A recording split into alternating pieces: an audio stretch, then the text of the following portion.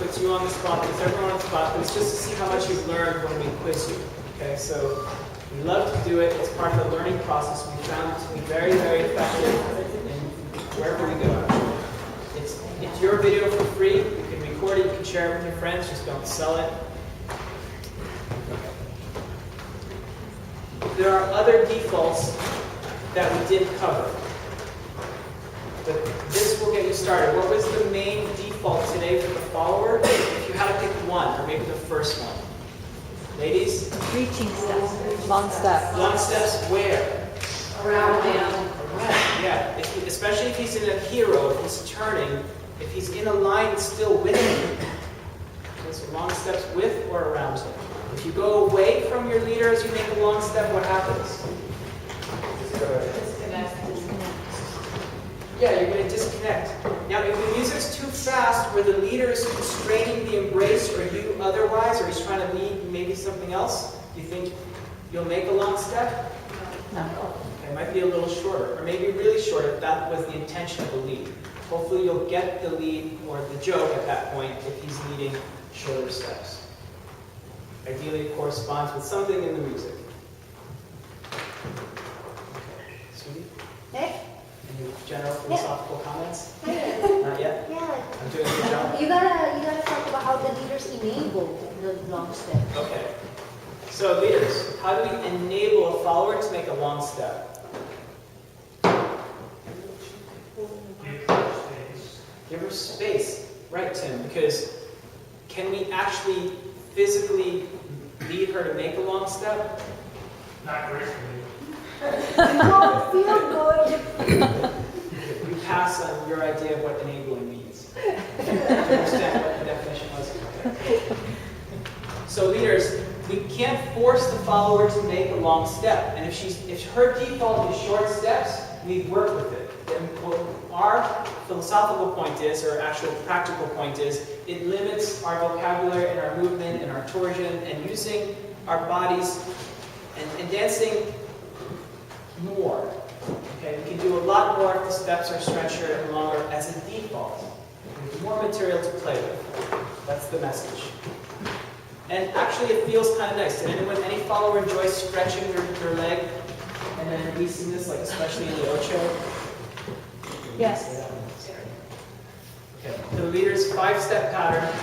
1, cross behind 2, like you're passing soccer ball, collect, chain gate 3, open the door, and close. Okay.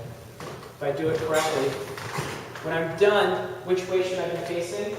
Opposite. The opposite. So it's always good to know where you're going to wind up before you start something. And then you can manage better. This takes up very little space. It's around a circle mostly. And so you should be able to manage to either rock step back around to the line of dance, or do what? Yeah, do another one, or something else. Sean, did you get anything out of this class today? What? Maybe 2 things. Huh? First. Yeah. Yeah. For the leaders on step 4, where are your hips facing?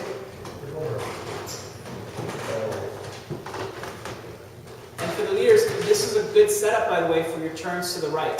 Your hips can face your partner. If they've come around that far, you can keep turning around to the right. It's a very powerful position for the leaders. Yeah. Yeah. Right, exactly. So when you're stepping back here, some leaders are kind of falling back like this, and it creates a little bit of chaos. So keep the intention forward, especially if you're in that close embrace. Sweet. Okay, so ladies, just something to remind here. Even we're in a close embrace and they're leading us to that forward step, we still should feel the room. And notice that if Homer walks away, what's going on besides my leg? What's going on in my body? It's like a corkscrew. Yeah, I'm twisted, so that's my spiral. So it's not just my leg that's spiraling. My whole body is involved in it. And then this spiral, when they want to leave the ocho, they just snap into it at the right time, and there's a good unwinding. And same thing here. When we take the second long forward step, we're also spiraling with our whole body. It's not just, it's not just that. I'm using the contra body rotation of my upper body so I can really take a long, snaky step around the room. What's the difference between leading an ocho and leading an ocho cortado? You have to have more space to do that little. And what else? What about the ocho? Whose axis are we focused on? The followers. Hers. Giving her more space, maybe leaders is a hint. If you take your axis, maybe they might take theirs. That might work. And what about the timing? When do we lead her to pivot?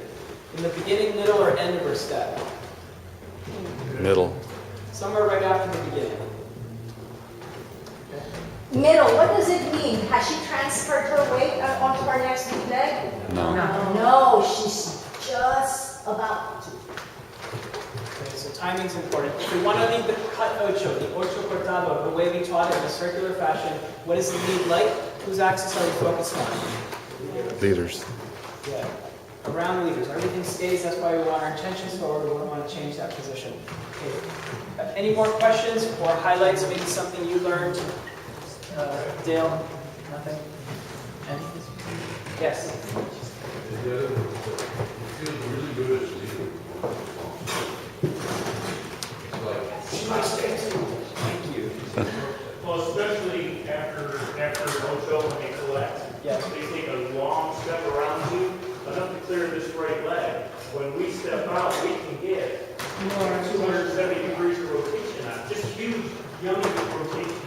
So, It's like we're wrapping around you constantly. so ladies, I didn't pay these guys to endorse that. It's just, there are other leaders that really enjoy it, and I actually think I think a lot of followers also enjoy making long steps. Again, there are situations when a short step is warranted, and you have to use your judgment and understand what the constraints are. It could be a crowded space, it could be the leader's embrace, it could be the music's really fast.